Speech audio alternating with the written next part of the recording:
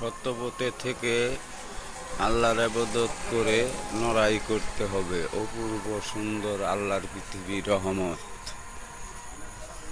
সত্যপথে থেকে আল্লাহর ইবাদত করে লড়াই করে চলতে হবে। আল্লাহ অবশ্যই মানুষের উপর রহমত করবে।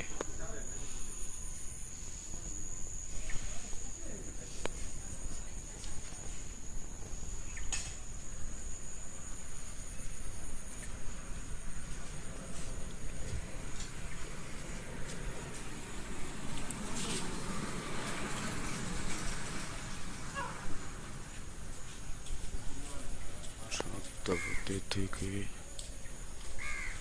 আল্লাহর ইবাদত করে রহমত করতে হবে, চলতে হবে। আল্লাহ অবশ্যই রহমত